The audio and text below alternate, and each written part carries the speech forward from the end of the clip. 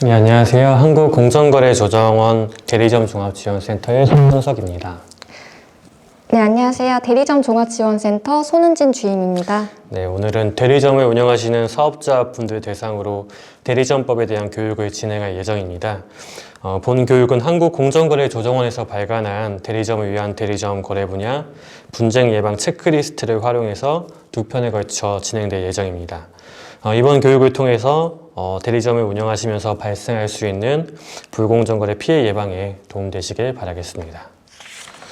네, 오늘 교육의 목차입니다. 먼저 대리점 거래 개요를 살펴보고 각 거래 단계별로 유의할 대리점법 체크리스트 항목을 이해하신 다음 마지막으로 분쟁 조정 제도 및 상담 서비스에 대해서 말씀드리겠습니다.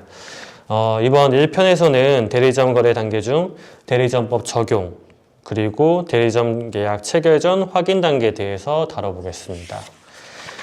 먼저 대리점법에 대해서 알기 전에 대리점 거래가 무엇인지 살펴봐야 되겠는데요.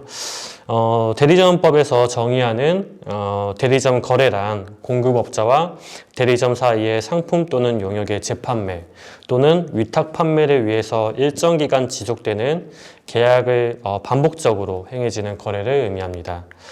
여기서 대리점 거래에서 공급업자는 본인이 생산 구매한 상품을 또는 용역을 대리점에게 공급하는 사업자이고 이러한 공급업자로부터 상품 또는 용역을 공급받아서 불특정 다수의 소비자에게 재판매 또는 위탁 판매를 하는 사업자를 대리점이라고 합니다. 근데 여기서 위탁 판매란 판매 업무를 위탁받아 수행하고 그에 대한 수수료를 지급받는 거래 형태인데요. 반면에 재판매란 이름 그대로 매입한 제품을 다시 판매하는 거래 형태입니다. 여기서 주의하실 점은 대리점법에서 위탁 판매란 상법 제101조의 위탁 판매에만 한정되지 않고요. 공급업자 명의로 이루어지는 상법 87조의 대리와 중개 및 상법 제93조의 중개에 의한 거래가 모두 포함되는 포괄적인 의미를 가지고 있습니다. 그럼 이제 본격적으로 대리점 거래 구조에 대해서 알게 됐으니 대리점 거래 불공정 거래 피해 예방을 위한 체크리스트 항목을 살펴보겠습니다. 체크리스트 항목은 4개의 단계별로 총 17개의 항목인데요. 먼저 첫 번째 체크리스트를 보겠습니다. 공급업자의 기업 규모가 중소기업, 중견기업, 대기업 중에 어디에 해당하는지에 대해서 알고 계시는가에 대한 내용인데요. 다시 말하면 대리점법이 적용될 수 있는 공급업자가 있고 또 그렇지 않은 공급업자가 있습니다. 공급업자가 해당하는 사업자가 규모 기준 또는 그리고 독립성 기준에 따라서 화면에서 보신 것처럼 중소기업, 중견기업, 대기업으로 구분됩니다. 근데 여기서 대리점법 제3조의 적용 제외 내용을 보면 공급업자가 만약 중소기업에 해당할 경우 대리점법이 적용되지 않습니다.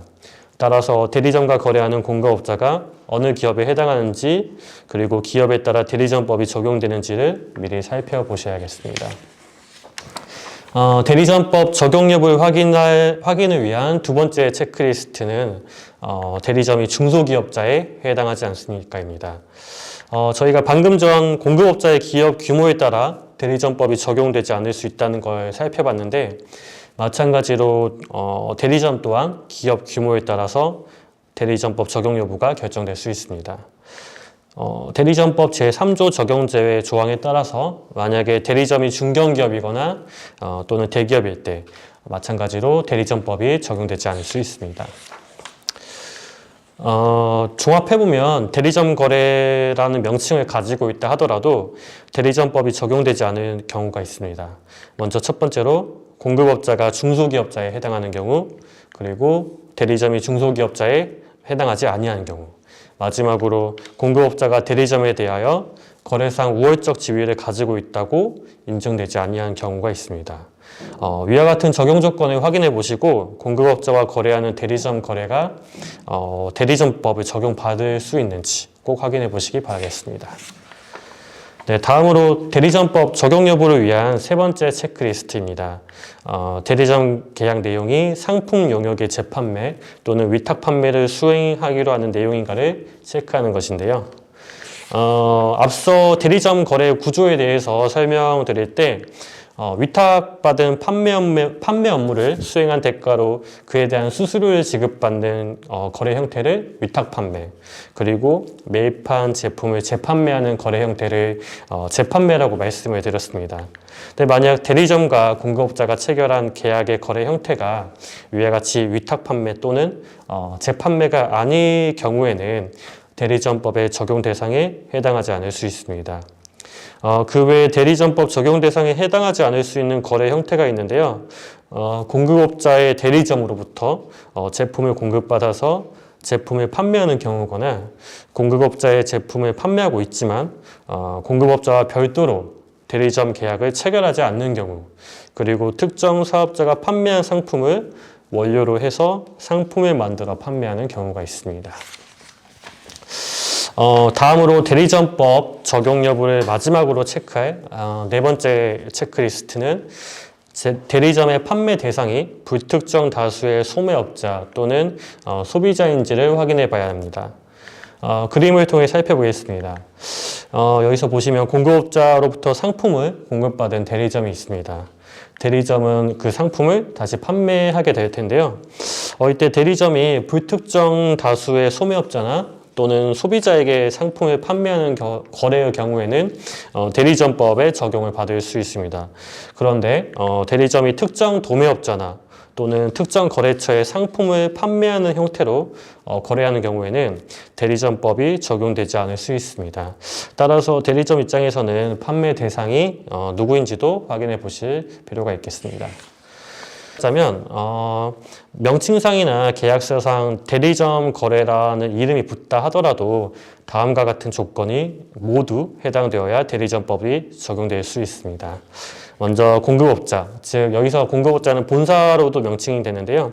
공급업자로부터 공급받은 상품을 불특정 다수 소비자나 또는 소비자에게 판매하고 또는 그리고 본사는 중소기업자가 아닌 중견기업 또는 대기업이며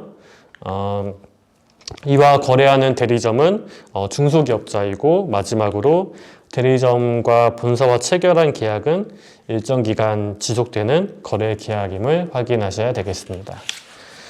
네, 이제 대리점법 적용 여부를 확인했으니 다음 단계는 이제 손은진 주임께서 설명해 주시겠습니다.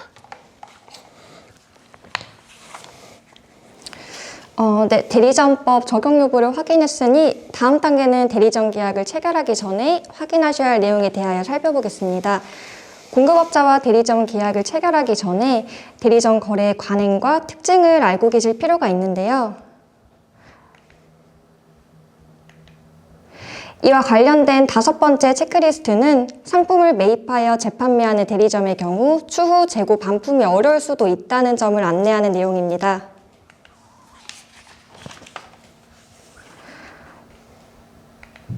이는 대리점이 본사로부터 상품을 매입하여 공급받은 경우 대리점법상 원칙적으로 본사가 해당 상품의 재고에 대한 반품을 받아줄 의무는 없기 때문입니다. 간혹 본사와 대리점 사이 개별 약정을 통하여 반품이 허용된다 하더라도 이는 당사자 간 계약에 따른 것이지 대리점법상 강제되는 내용은 아닌 것입니다. 다만 재고 상품의 반품이 아닌 공급업자가 공급한 상품에 하자가 있음에도 반품 요청을 공급업자가 거부할 시 이는 대리점법 위반 행위에 해당될 수 있습니다.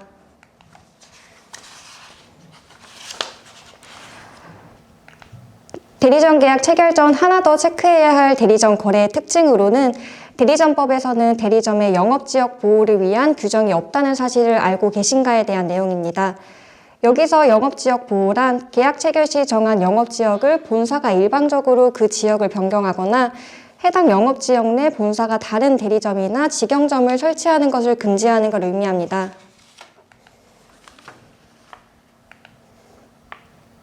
이는 가맹사업법과 달리 대리점법에서는 조금 전 언급한 영업지역 보호에 대한 조항, 즉 공급업자가 기존 대리점 근처의 신규 대리점이나 공급업자의 직영점을 개설하는 근접 출점을 금지하는 내용이 포함되어 있지 않습니다. 따라서 해당 지역 영업권이 법률적으로 보장되지 않기에 만약 계약 체결 전 공급업자가 대리점의 영업권을 보장한다는 취지를 말했을 경우 이를 반드시 계약서와 같은 서면에 기재되었는지 확인할 필요가 있겠습니다. 다음으로 확인할 7번째와 8번째 체크리스트입니다. 먼저 계약의 해지와 종료에 대한 차이에 대한 내용과 대리점 계약 기간이 종료되었을 때 공급업자와 대리점 양 당사자의 동의하에 계약 연장이 가능하다는 사실을 알고 계신가에 대한 내용입니다. 먼저 계약 해지와 계약 종료의 차이를 살펴볼 텐데요. 계약의 해지란 계약 시작일과 계약 종료일이 있을 때 계약 기간이 도과되기 전에 당사자 혹은 일방의 의사에 의하여 거래가 중단되는 것을 뜻합니다. 반면 계약서에 기재되어 있는 계약기간 만료일에 거래가 종료되고 해당 계약을 더 이상 연장 또는 갱신하지 않아 거래가 종료되는 것을 계약 종료라고 하는데요. 여기서 유의하실 게 대리점법에서는 대리점에게 대리점 계약 종료에 따른 갱신 요구권이 보장되어 있지 않습니다. 따라서 대리점 계약을 체결하실 경우 계약기간 만료 후 계약 갱신이 거절될 수 있다는 점을 유념하시고 투자 비용을 고려하여 최소한의 영업기간이 확보되었는지 확인하시기 바랍니다. 대리점 계약 체결 전 확인할 단계의 마지막 체크리스트는 본사가 지원하는 매장 인테리어 비용과 관련하여 해당 지원금이 계약 중도해지 시 그 일부가 반환하도록 하는 경우가 많다는 걸 알고 계신지에 대한 내용입니다. 내용을 살펴보면 대리점을 개점하는 과정에서 본사로부터 매장 인테리어 지원금을 지원받는 대리점이 있을 텐데요. 만약 계약에 앞서 말한 중도해지가 될 때 해당 지원금의 일부를 대리점이 반환하도록 계약이 체결되는 경우가 있을 수 있습니다. 따라서 이러한 내용이 들어가 있는지 계약 체결 전 계약서를 꼼꼼히 살펴보실 필요가 있습니다. 네, 이상으로 오늘 교육의 대리점 거래 분쟁 예방 체크리스트 1탄을 마치도록 하겠습니다. 다음 시간에는 나머지 내용들에 대하여 2탄 교육으로 찾아뵙겠습니다. 감사합니다.